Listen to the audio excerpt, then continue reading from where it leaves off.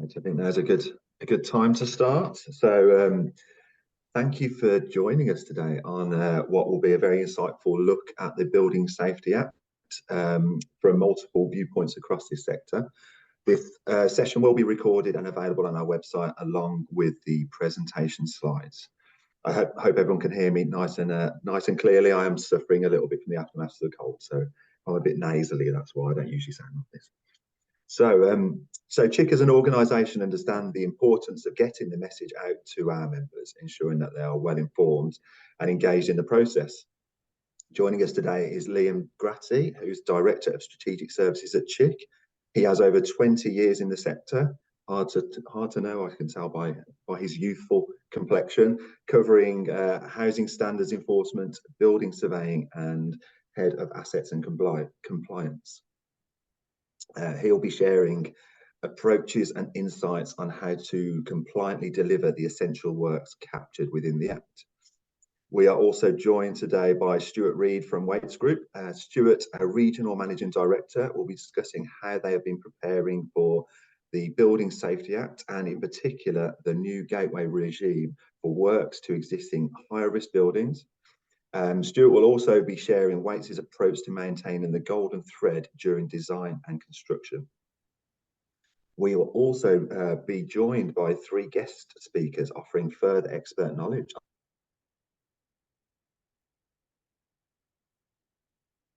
Consultancy. She has been a CDM consultant for 7 years. Her current role as Associate Director of Safety Management covers the disciplines of CDM, health and safety, and now the Act, and the relevant secondary legislation.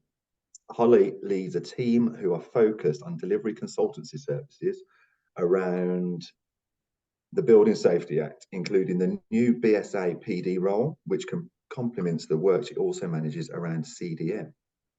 She will also be joined by Dave Calvert from Franken Consultancy. Dave has spent over 20 years in the fire safety industry. Again, hard to tell by the such youthful looks. His current role as Associate Director for Strategic Risk Management for Franken encompasses a wider remit for all safety and compliance services for the built environment. More recently, Dave has been involved as the Chief Designer for the FRMS Matrix, an online tool to assist the housing sector collating, organising and submitting their golden thread evidence to the Building Safety Regulator. Between the two of them, they will be discussing aspects of the Building Safety Act, building safety case evidence, submittal to the regulator, and an explanation of their innovative FRMS matrix. And last but not least is Mark Williams. Mark is the founder and CEO of DO and Twindit.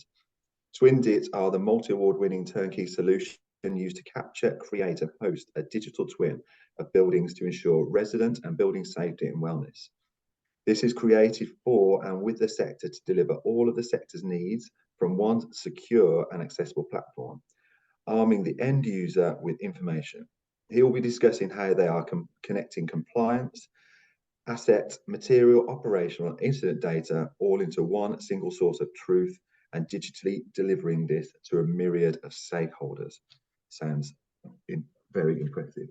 Can I just say, but before we start, can any questions that people may have throughout the presentations be popped into the Q&A function tab at the bottom, noting who you would like to answer it? We will cover as many of these questions off at the end. Anything that we don't manage to cover off, we will pass to the relevant speakers and we'll allow for follow-up conversations. So, look at that, bang on time. So before we have anything else, I'll pass over to Liam Gratty, who will kick us off. Liam. Thanks, Mike. Thank you for that lovely introduction. Let's just share these slides.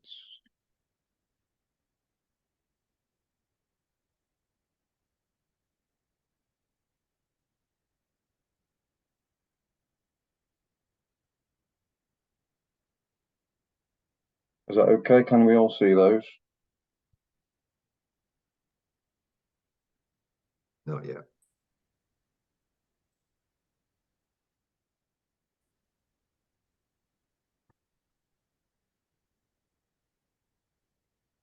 There you go.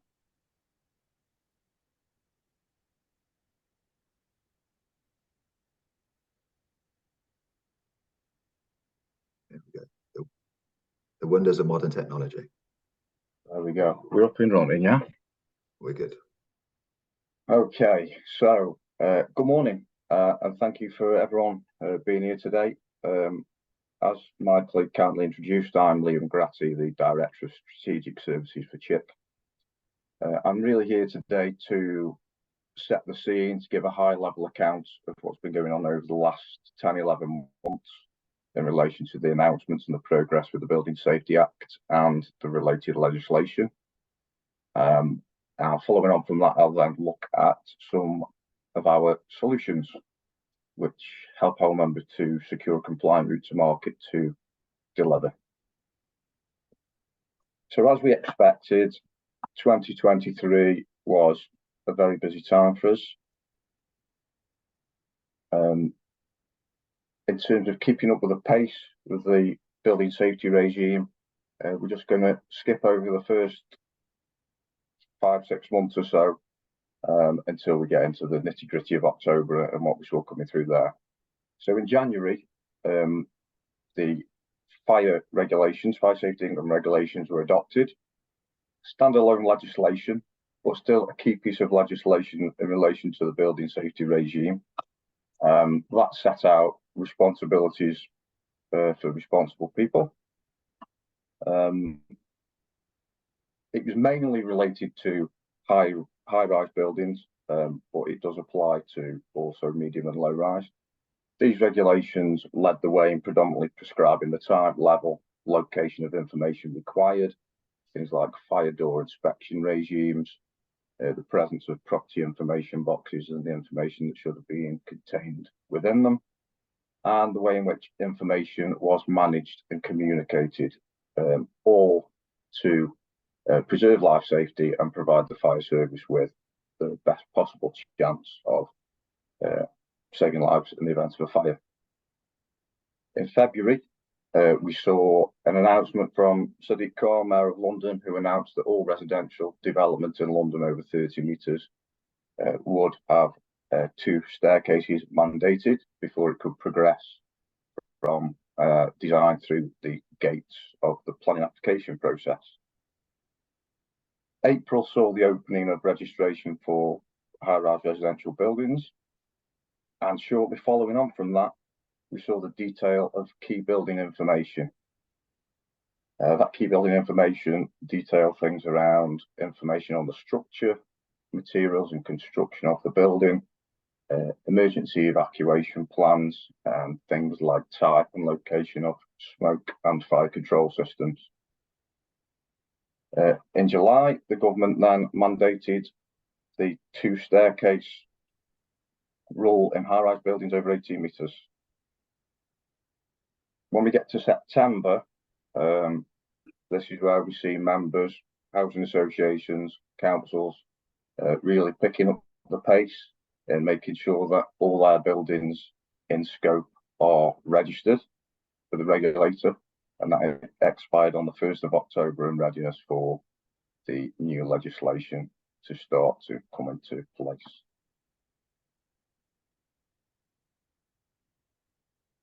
So we get to October, and duty holder responsibilities are now in force. For those of you that are familiar with the CDM regulations, you will see that those roles, client, principal designer, principal contractor, are mirrored, just with more of an emphasis around building safety, but the duties, skills, knowledge, experience and training is still on the same basis. We saw the introduction of the new building control regime, whereby the building safety regulator was now the building control body for new high-rise buildings. Gateways 2 and 3 came into effect and are kind of described as a single version of truth. Single version of truth.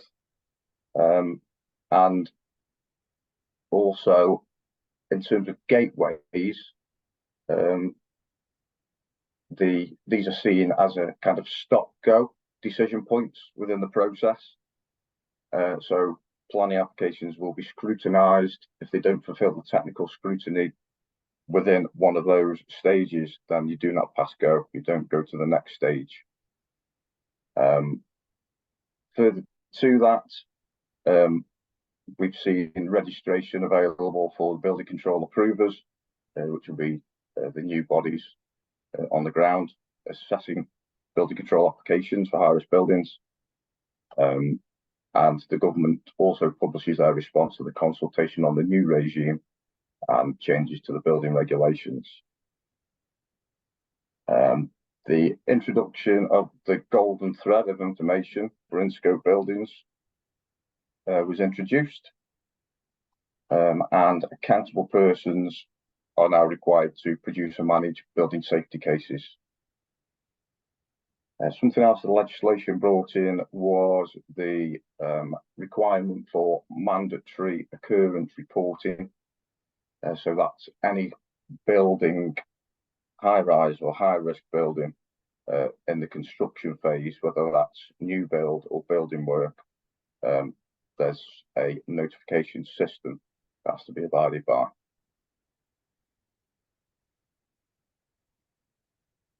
I'm sure the amendments to the RRO come in. So whilst we all know, and we have done for a long time, that fire risk assessments are part of the RRO, there was an amendment to ensure that fire risk assessment information was reported and recorded correctly. And also an important duty that details that any fire safety information should be shared. So, for example, an outgoing responsible person must share all of their fire safety information with a new incoming responsible person. That may be also, for example, change of ownership.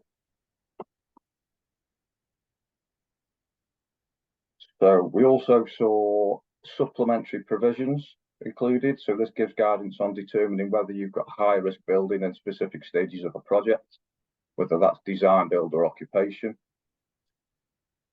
We heard about the transitional arrangements published by the government advising a 30-month transition period to determine which side of the regulations that each planning application or project falls into, and it also describes the considerations around inclusion of the second staircase.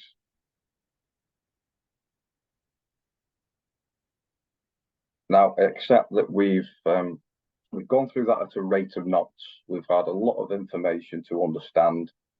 Everybody's still trying to find a place in this. So what we're going to try and look at is how we support our members to deliver compliance work or to meet some of these expectations and duties that have been put in place by the regulator. So in order to support our membership in delivering compliance, we've been supporting organisations and local authorities to secure compliant routes to market.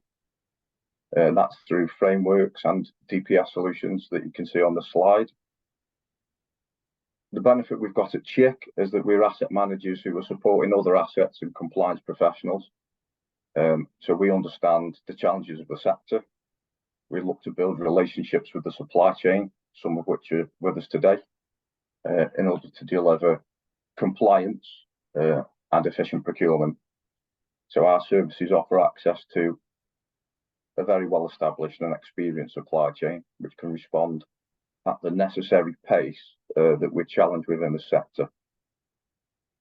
So you'll see from this slide, this is a selection of some of our routes to market, all designed to support members in their compliance journey. We also have a number of up-and-coming frameworks around compliance, passive fire and healthy homes to further support. So watch this space or get in touch to find out more about those. So this is our member services team. This is just my closing slide. Our member services team are dedicated to our individual regions. Please feel free to reach out to them for a further conversation to see how we might be able to support you. I think that concludes my contribution to the session until question time.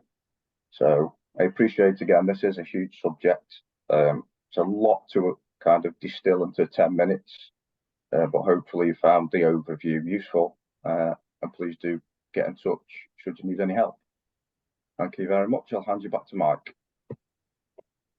Thank you, Liam, for very insightful but whistle-stop tour into what CHIC can offer into supporting our members. So we'll move swiftly over to Holly from Frankham. Her and Dave are doing a joint presentation, but I think Holly's going to kick us off. So if you'd like to share. Morning all. So just going to give a very quick overview of basically an issue that we've been approached by and our solution to it. But to start that off, just to explain the, sorry, Dave, if you go to the next slide, sorry. Obviously, the building safety regulator is bringing in a lot of new things, some of which have just been touched on. The ones we want to talk about specifically are the golden thread and the safety cases and subsequent safety case reports. So for occupied buildings over 18 metres, this is something that is now a requirement. The legislation says as soon as reasonably practicable. Most people are aiming for April, on the basis that this is when the BSR, the Building Safety Regulator, may request the safety case reports from you. So if you just pop to the next slide, Dave. So the safety case report and the golden thread is all around the principal accountable persons, registration, key building information, and safety case reports. And that all will contribute to the building assessment certificate, which the BSR can request from April onwards. So we've had several clients come to us with requests to help and how can they start to approach that situation. Where do they get their information from? What needs to go into it? So Frankham Risk Management have come up with a solution that basically creates a suite of surveys, which will plug the gaps. And this will all contribute to that safety case report. Part of the requirement of the legislation is that that safety case report on the golden thread is held digitally, securely, and as a single point of truth, and that it has to be shareable. And that's where I'm going to hand over to Dave shortly to show our solution to that, because basically we need to be able to demonstrate to the building safety regulator exactly how we are meeting those requirements and how our clients are meeting those requirements. Dave, over to you. Thanks very much, Holly. I'm just going to attempt to do a live version of our Building Safety Act matrix. Just bear with me. Okay. Good morning, everyone. So we've worked our solution for the submittal of building safety cases and the golden thread led to us developing essentially a platform called the FRMS Matrix. FRMS is the company I work for, Frankham Risk Management Services Matrix. Initially, this may look like I'm trying to espouse to sell this product, but I think it will actually be really useful. I noticed a lot of the attendees on this are other consultants who are in the same market as us, some housing organisations, some main contractors, and I think there'll be a benefit to all of those organisations because we're looking at a collaborative effort here. We're not a software company, we're a construction consultancy.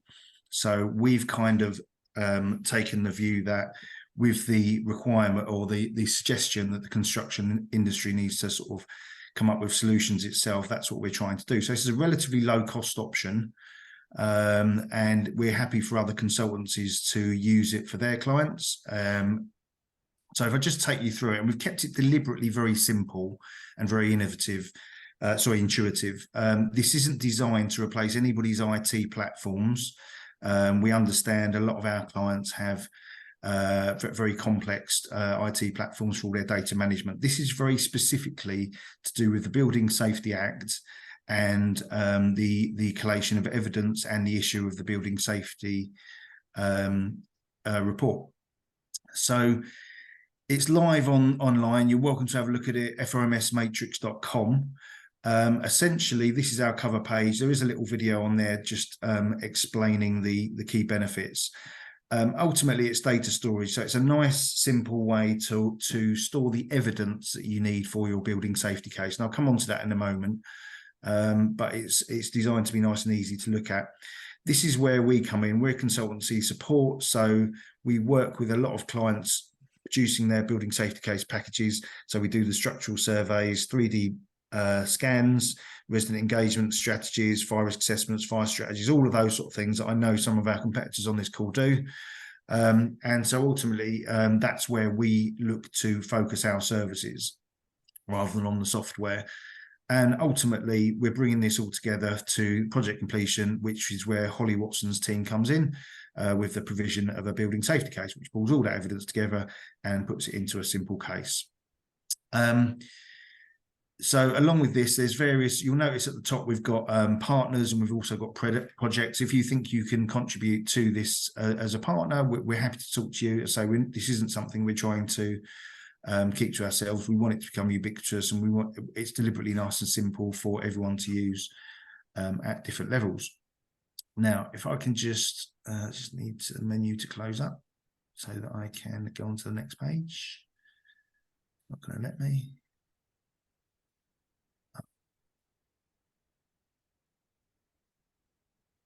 So when you sign in, I've said the word simple a couple of times here. So when you sign in, the idea is you or your client can simply look at their portfolio of buildings, and it's nice visual representation, so they can very easily get it rather than the traditional list that you get in an IT platform of lots of different UPRNs or whatnot. And so it's very easy to pick out the building and click on it. So if we take an example of Nebula House, so it gives the summary of the building details. And this is what we're talking about when we talk about populating it with the information. Now, this is taken from the Building Safety Act, what the regulator is expecting to see.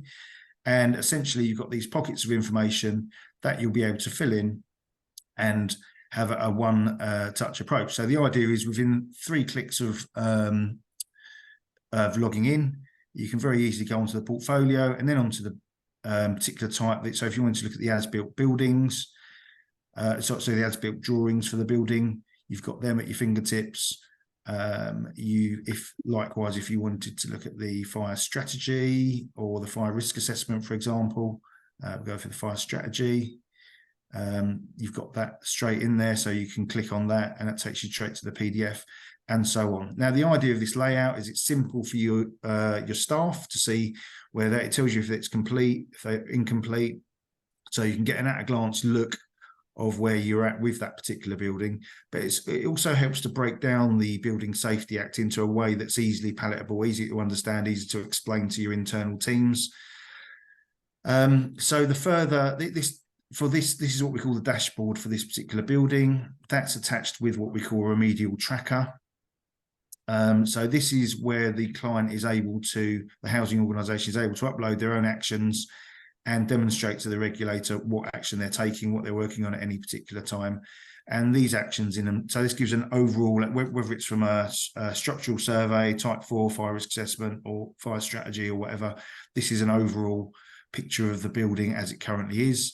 And the actions are very simply translated into the stats above, based on whether it's the priority level, high, medium or low, the equipment type, whether it's fire alarms, compartmentation, etc., or whether it's the remedial type over here, whether it's something's got to be removed or replaced or fixed. So the final main function of the dashboard is up here, is the share button. Now, the idea of this is when you click on this, you'll have the opportunity to share it to an email address of your building safety regulator, and they will be given a password and login to get to this particular page only. So in other words, the building that you're submitting with its building safety case, which is included in it, is submitted along with all the evidence rather than just trying to dump a SharePoint or lots of emails and stuff to the regulator. So yeah, in a nutshell, that's the purpose of it, is to be self-explanatory to your clients. They can understand, very easy to drop their information in there, and very easy to send that information to the regulator when you're ready. In terms of the longer phases of the building, we've also got you'll see a second tab here, occupation phase. If you go into the construction phase, this would be where your projects, future projects would be stored, and you'll see you've got the similar boxes to fill, and these are entirely editable depending on the type of project you've got. So in other words, the whole matrix is designed to be relatively simple to use. Everything's drag and drop for upload, and it's hopefully fairly beneficial to people. We're not trying to be a catch-all IT platform for everything, but we're just looking at specifically what our clients have talked to us about, how they would like to be able to collate this information. And so this is where the idea for the matrix has come up. As I say, we're very happy to share this with our colleagues in the industry, or directly to clients, or to other consultancies. When I say it's low cost, the cost for an individual building is in the hundreds rather than the thousands. So, as I say, this isn't a platform that we're designing that it's aimed.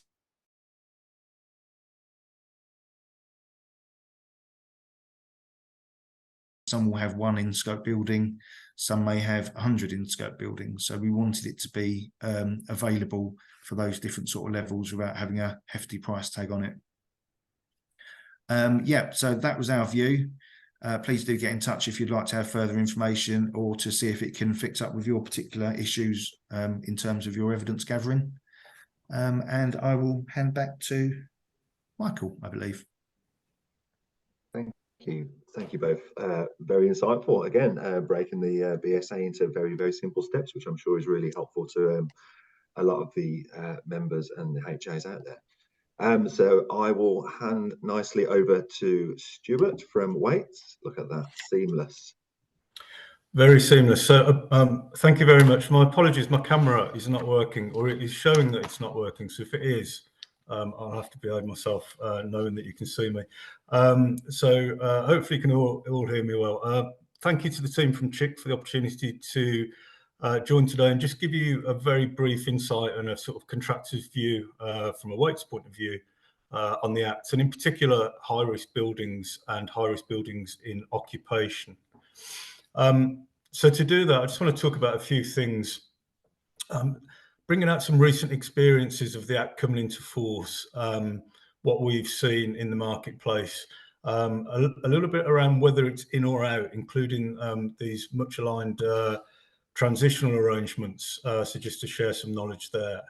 A small amount on what we've been doing to prepare for change, and then I just want to cover off at the end about the golden thread and in particular the IT solutions that we are bringing into play for that. So I'll not repeat anything that's been said by any of the previous presenters. I think what's important, just to benchmark, well, just to ground us here, is that we're talking about high-risk buildings over 18 metres, 7 stories. My advice would be to not overlook the detail that's within some of the regulations around this, and particularly around the transitional arrangements. So I'm sure many of you will know that if you've not got your building control application submitted by the 1st of October, which is long since gone, then your scheme, your high-risk building scheme, will fall under the new regime and the new procedures for high-risk buildings. But if you have got that submitted, you have to have made a start on site by the 6th of April, which includes having an approved building inspector appointed. So all that's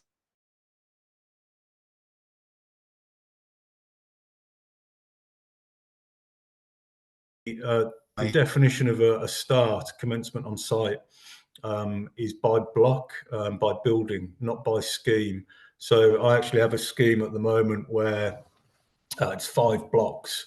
We've started 3 of them, and we're now looking at what a meaningful start means for the 5th block, even though this scheme's been on site for over 18 months. So just be careful around some of the detail and make sure that you're having those discussions, obviously, with your customers and with your building control colleagues as well. So in terms of the regime itself, I'm not going to talk through everything, but ultimately this is the gateway process left to right. I'm just going to pick out a couple of key things that we think are worthy of focusing on. On the left-hand side, what's required for the building control approval application. Seems like a fairly innocuous list of information that most construction professionals and housing providers would pull together. And hopefully it will be. I think our little word of warning is this is new. There's no templates. There's no what good looks like for this yet. So as we find our way, I think it's just worthy of allowing that extra bit of time in the pre-construction period to make sure that we get that right. And in terms of allowing time, there's 8 weeks for building control to approve the application before we can start any works. And, you know, that is a significant stop go. As Liam said, you know, it's a real hold point. But going back to the left again, just to think about the amount of time and detail that goes into the design of the scheme for an existing high-risk building. Any significant change as you move into the construction phase, a major change as defined by the Act will require 6 weeks. An approval by the regulator that could take up to 6 weeks. So when planning schemes, clearly you don't want to be changing significant elements of the building or the scope of the design once you've started. And if there are any gaps in that information, I'd be keen to ensure that they're not on the critical path. As you move across, I'll touch on the golden thread in a moment. I think the key there for me is to say it doesn't start at the end. It starts at the very beginning, and I'll touch on that. Again, lots of additional time required for the completion certificate at the end. Clearly, we need to find sensible ways of building those time periods in to reduce any unnecessary cost or delay to your schemes as customers. So very briefly then, in or out, I get asked a lot of questions as a maintenance provider of response maintenance and plan maintenance. I get asked a lot of questions from internally about the work we do and whether it falls under the new regime. So it's very highest, most simple level. This applies to a high-risk building that doesn't satisfy those transition arrangements that I've just talked through. But just to be really clear, it does not apply where a building control application is not required for exempt or scheme works. And that actually is not really a change from the prior regulations as well. I'll just err on the side of caution that all works in high-risk occupied buildings don't need a building control application and therefore don't fall under the gateway regime, but will fall under the building safety case and updating the regulator, as the team from Frankham's just alluded to. And additionally, emergency repairs, where they're required, they don't need to follow the process, but there are some specifics that I'll talk to on that in a moment. So the Act defines high-risk building activity into 2 categories. And what this shows, hopefully, is that for Category A works, which is significant building work to a HRB, yes, of course, a building control application is required. The new gateway regime is to be followed, and the golden thread has to be compiled and clearly available. For Category B, which rather helpfully is defined as work that's not included in Category A, clearly a building control is still required. But in this case, the new gateway regime does not need to be followed. But I would, again, err on the side of caution because Category B work to a high-risk building does require the collation of a golden thread. So again, just a bit of care around how we proceed with some of these works. Emergency repairs, they don't require a golden thread, and clearly by their nature, they need to be done quickly. And I'll give an example of one of those in a moment. So a couple of things here, scheme work and exempt work. So scheme work, also known as sort of competent person self-certification schemes. It's not covered by the new regime, but clearly as part of the accountable person's role and principal accountable person's role in updating the regulator, they do need to capture evidence of that and make sure that their building information is updated, but they are not, we don't require building control approval for those works in high-risk buildings. So just to give you an example of emergency repairs, a real-life sort of definition of this, we have a scheme in the south where the local fire brigade have asked for some panels to be removed from some high-risk buildings. And clearly you wouldn't want to wait for a full building control application and gateway process for that. So our view on that with the customer is that's been completed under the emergency repairs provision of the Act. Clearly what then goes back onto the building and any future works is most likely to follow Scope A, Category A of the Act, and we'll go through the regime. I get asked this a lot as well, who decides? Well, not the contractor, that's for sure. It's the principal accountable person who should decide that, for us being the building owner, affordable landlord, social landlord, or our customers. And clearly liaison with building control is the best way of ensuring that we're following the right process under the new procedures. So in terms of preparing for change, what we've been doing at Wates, so we started a kind of steering committee around this over 2 years ago now, focusing on those key aspects of our business as a main contractor and a developer in terms of how we prepare our teams and our processes and procedures to be compliant. So lots of work, multidisciplinary teams across our group going into that. We're now at the stage where we are doing familiarisation training and then moving into more specific webinars for different aspects of the Act to bring our team up to speed and clearly make sure that they're competent for their roles going forward. Just additionally, I would add, we're also seeking third-party external assurance around the work that we've done so far to date to make sure that we're on the right track for something that is essentially very new. And unfortunately, the early reports back is that we are on track. So just finally, I'm going to talk about the golden thread. The definition is very well known. But for us, it means a little bit more. So we've touched on the fact that, you know, it contains all of that building information for now during construction and during occupation, and that it's stored electronically. But the accountability for updating that, as we know, will move as we move through the process. Will sit with different duty holders, principal designer, contractor, and clearly the accountable person. The reason I say this means more to us is because it's, yes, one requirement is to provide the information for the golden thread as requested by our customers, but it serves more purpose than that for us. With extensive liability periods under the Act, we have to have and capture a level of information that is probably over and above what's included in the definition for the golden thread in order to protect ourselves in the future.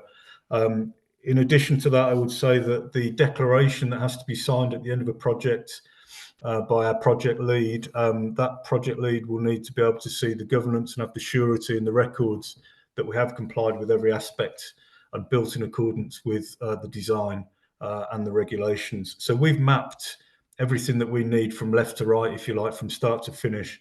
Not all of it will finish in the golden thread, but a lot of it, all of it will be captured for our own surety and our own quality control procedures.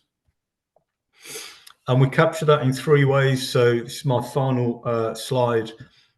So we have a suite of IT solutions that we use. From left to right, Dalux is the system that we will use on all high-risk buildings with category A and B works. It has a very robust design, common data environment process and portal at the start of it. And then it has a field tool as well, which allows us to monitor, track and record in evidence how we build as we work through that activity. We will also use Dalux where we're working in non-high-risk buildings where there is a more extensive design requirement in common parts and so on. For capital replacement programs, we use Connect. We use Connect where this is where information needs to be held at a design, at sort of a property level. So outside of high risk buildings, that would be your typical elemental replacements. And the reason I put the third one on, which is impact response, that's for our response maintenance contracts. Everything that we do that doesn't fall under the high risk building regime, but is in a high risk building, needs to be evidenced and captured really clearly and really robustly. And we do that now with our response maintenance customers where we're working in high rise, including, you know, before and after all of the certification that's required for our customers to update their building safety case and their asset data. So, rushing to an end, what would my kind of summary be? I'd suggest being clear, be really clear on the process that you'll follow for your high risk buildings, and really clear on accountabilities. The sector is best when it collaborates and when we're all clear on what our role is for each particular scheme we're involved in. Make time for the detail. Don't just rush this and push this through, trying to keep to pre-construction programs that have already been agreed. It really will be time well spent. Competency is a massive thing in the sector. There's still some gaps, you know, from the regulator's point of view, but we're doing a lot of work on that, not just for high risk buildings. And just really focus on compliant delivery and evidence at the end, not just for the golden thread, but for surety and peace of mind within your contracting organisation, if indeed that's who you represent. Thank you very much for listening. I know I've rattled through it. I hope you found that useful. Thank you very much, Stuart. Again, fantastic insight into the timelines and how housing associations can sort of work with contractors. So, as if by magic, Mark Williams, last but not least. Has that worked? It has worked. Perfect. Let's go back. Oh, right. Sorry. Let me just see if we can go. Right. So, thanks very much for asking me as well. I'll explain to you why we've done what we've done. Our history. So basically, we got asked back in 2018 by a housing association in Warsaw called WHG, funnily enough, to go and have a look at how we could try and work with the sector to digitise the way things were done. It was 12 months post Grenfell. Everyone was looking inward and working out which way to do. We hail from not just a construction world, but an engineering world where we've done work in the nuclear sector, the rail sector, the automotive sector. So big data sets and big information sets we've brought together many a times, and we've done lots of different safety cases with lots of different people. So we said, well, we don't understand housing associations. We need to work with you. So for the first 6 months, we literally walked the table with all their different teams, so compliance, assets, neighbourhood impact officers, everybody in the team, and said, right, if we've got this data set that we can bring together that would help you understand your buildings, what would good look like? And then in 2019, we captured all of their buildings into a digital world. And in 2020, we showcased this to the MHCLG, that's what they were called at the time. They loved what we'd done. They'd asked the sector to go out and work out a solution. Dame Judith Hackett's report had come out, and the ISSG also looked at what we'd done. They gave us a letter of commendation. So we launched in 2020. Great time to launch anything, just before a pandemic. But ever since then, we've been delivering our Twindit solution across the country for multiple different housing associations and local authorities. How do we do it? We follow a process, which is we capture the buildings, we create the information, we collate the information, we host and then maintain. So what does that mean? So we have a team of, we've got a scanning team that go out. We can scan your buildings inside and out because you may think you've got drawings and information about your buildings, but are they as built? Are they as now? Do they make any sense? So we do that for you. So it's a whole turnkey solution. We're not a software company, we're a consultancy that do lots of different things. So we'll go and capture that building for you.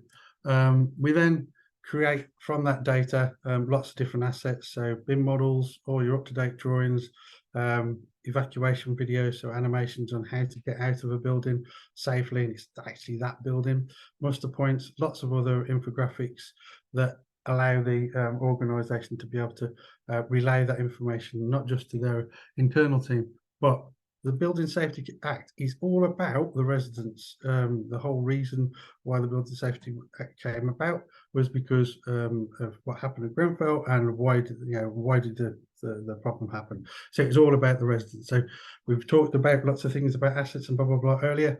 Think about the residents first. So we then work with the teams and we collate all the information that they have on their multiple different silos of systems. Where does it live? What does it do? Is it any good? Are we going to be able to use that as part of evidencing a safety case? We then connect to that. So we can connect via APIs to multiple different systems. We're doing that across the board. So we're not trying to reinvent the wheel. We're an aggregator for lots of information all into one place. But at the time, there wasn't a platform that we could do anything with, so we created our own platform in the cloud. We've got a very highly secure data center that hosts all the information. One of the things that I'd say is understand where your information is. If it's in China, it might not be there for very long. So we host it in a very secure data center. And then we enable everybody to be able to maintain that information over time. So what Twindy is in the end, that brings all of the info. So we don't just deliver what's in the safety case, we deliver way more than that. So all the KBI information, all of the other information about your fire and structure and accountable people, etc., all stored in Twindy. But we sweat that asset. It's not just for your safety case report. It's to sweat the asset, because you've just gone, the whole process now has been collate the information that you need to prove that you understand your building is safe. If you don't understand your building and you offshore that to somebody else, then the regulator's going to drop on you like a ton of bricks. So you need to understand it. So you need to bring it all into one place, so all of your team can understand that as well. So also, like I said, it's all about the residents. So we've now got a bunch of information that we need to be able to share with the residents to be able to allow them to see that you as a responsible organisation are keeping them safe. So we've got an app and a kiosk system, which I'll show in a minute, which then allows the residents to be able to see the status of their building, how you are keeping them safe. But equally, it's your job to educate the residents on how to keep themselves safe. So it gives you a place to be able to pass through that information digitally to that to residents. But somebody said to me, well, that's great, Mark, but if I haven't got a connected device, how do I do that? You know, some of the residents might not have a connected device, they haven't got a smartphone thing. So the seat screens, kiosk screens that sit within the lobbies of buildings, and then that allows the residents to have like a digital concierge where they can go find out information about the building, but also it also gives information for the fire service for when they're doing inspections. It also allows them to allows us to do when contractors go in, they have to check in, check out. So it is a complete concierge system, digital, that we're capturing all the information on who's going in and out of that building, recording it and bringing it back into your golden thread of information. So that's what CHIC screens is. And then equally, people forget the fire service. So all the fire services across the country, we've been working with all the main fire services. So from LFB, West Midlands Fire Service, they're the top two, but then we're working with Newcastle, we're working with Greater Manchester, blah, blah, blah, all to have access to the information that's within Twindy. They can see the information live within Twindy. They can access it. We've got case studies where organisations had, unfortunately, a fire in their building. The fire service accessed the information. Their command and control went straight to the information, got the information. They were feeding through the ground commander the information, and then the fire was put out successfully. But we do it in scenarios, so the information is chopped up into different scenario bases. So they can use it for training, for mirrorization, they can use it for inspections and all sorts of things. So, like I say, who benefits? It's the residents. It's also the yourselves as the organisation, bringing it all into one single source of truth, but not having to take things out of your day-to-day silos of information. We connect to that, so it's live information.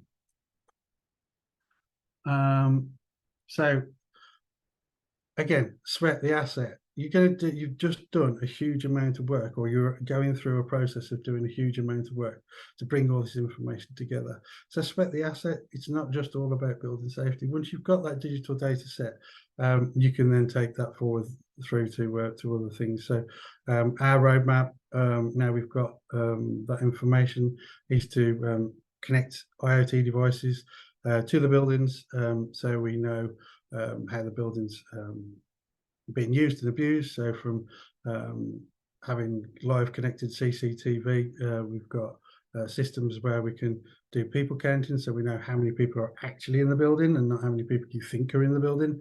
But then also information about temperature, moisture, emissions, etc., etc. And then moving forward into the next bit, it's the whole decarb piece. So you can get the whole team, the whole business, working together in one platform. It's not just a one-trick pony that just does one thing, because the one thing that our growing team of consultants that are now part of Twindy have told me is the one great thing that the sector is good at is having lots of silos for lots of different things that don't connect. So we're bringing all that information into one place. So the sectors that we're working with aren't just high rise, we're working across lots of sectors. A lot of our organisations that have already done their 18 metres buildings are now starting to roll out their extra care and also their 11 metres and above, because they know it's coming, so they've been proactive and they're doing that. So we're a trusted partner. We've got multiple organisations across the country working with us. That's just a snapshot of them. We've won a few awards. We've been going, like I say, we've been doing this for a while now, and as part of the early adopters, we fully understand what needs to be in a safety case report, and built into Twindy is a safety case report. So that brings all the evidence together into a safety case report, and it's all in one place. So key, we've got some really good partners. We work really well with Wates as well, but with Siemens. They came to us and asked us to be their partner for connectivity, door data systems for tracking your door information. Again, we've worked with Wates on that. Wates have fitted that to our clients, and then we've brought that information into Twindy. So it all joins up. So like Steve says, it's collaborating together. So just as a finish, there's some key stats, and that's slightly out of date now. We've got over 500 buildings already done within Twindy now, and we continue to grow. So thank you very much for listening. Thank you, Mark. I'll stop sharing. We're almost on time as well. That's pretty good, actually. That's pretty good. I had to pull the string in the back of it. Yeah. All right. So. Fantastic. So we have had a few questions come through on the Q&A session. I think the first one was pointed towards Liam, because that came through quite early on. It says you've used the term HRB and HRRB. What is the difference between the two? Another BSA 22. Yeah, interesting. That I thought I might get a question on that when I said it. To be fair, so HRB is the legal definition used in the regs, section 65. When we were first kind of thrashing these regulations out and looking how the regulations may change, certainly in the housing sector, so my background, social housing, high-rise residential building was commonly used. It got quite confused. Both terms were being used at one time, but you'll see in the actual published regulations, HRB is the definition. I don't know whether anybody else has got a view on that or disagrees with it, but my feeling is that a lot of housing providers do still use high-risk residential building, but that's probably more of a local definition internally. Fantastic. Anyone else want to chip in? Dave, Holly?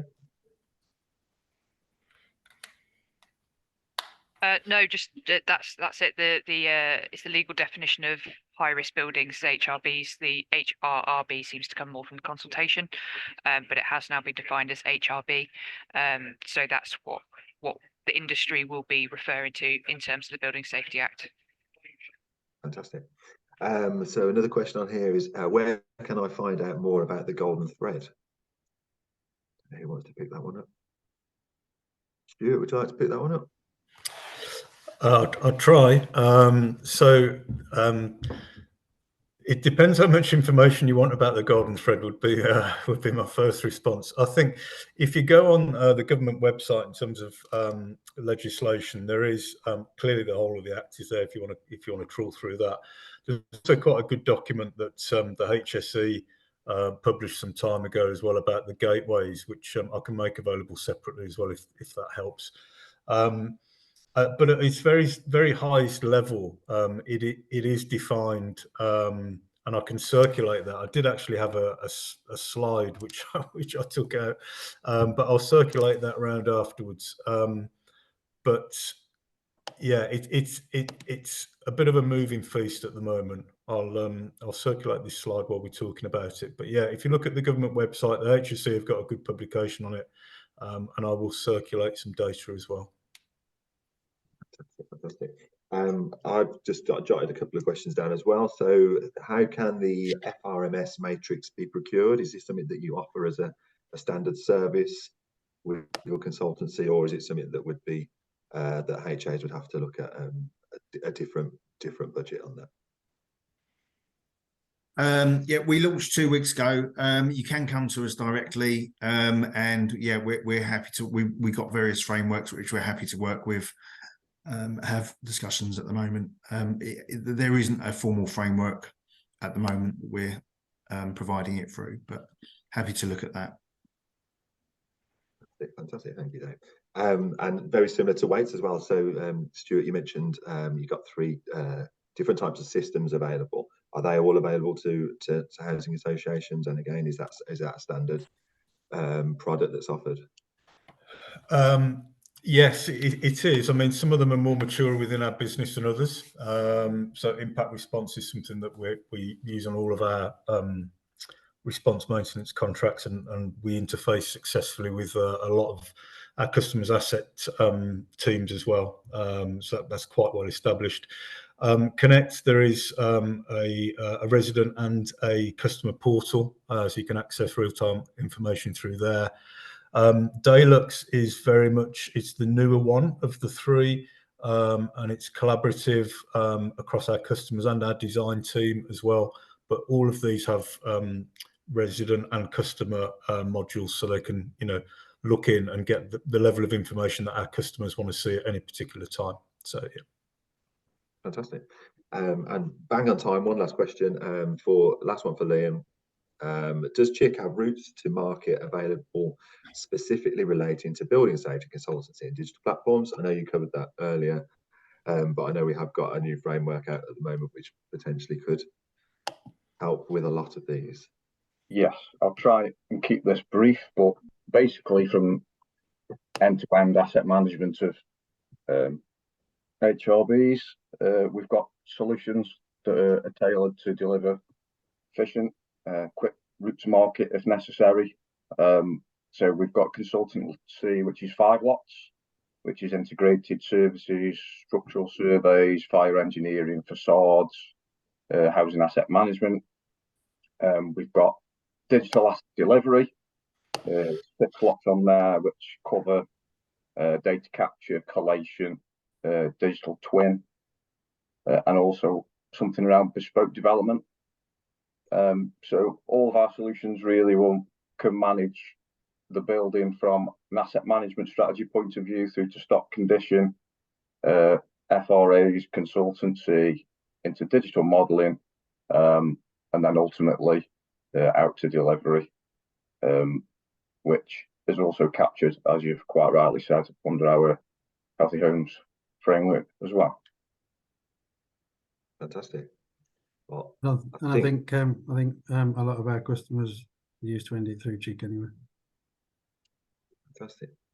Well, thanks, guys. If there's any other questions, then probably send them over to us. I'm conscious that we are slightly overrunning. I just want to say thank you, everyone, for attending today. Like I said, we can follow up any other questions with follow-up discussions. Lastly, from myself, is that a lot of these discussions and the Building Safety Act will be discussed at our annual conference, which will be taking place in Telford on the 22nd of May. So if anyone would like to attend or to check out how we how to register to attend, just check on our website and that'll take you to a direct link there. So I think that will conclude our day. Thanks very much to the speakers. Very, very insightful, from consultancy right through to the digital twinning aspect of things. And like I said, any further questions, just please get in touch with us and we'll forward them on to the speakers. Cheers. Thank you. Thank you. Thank you.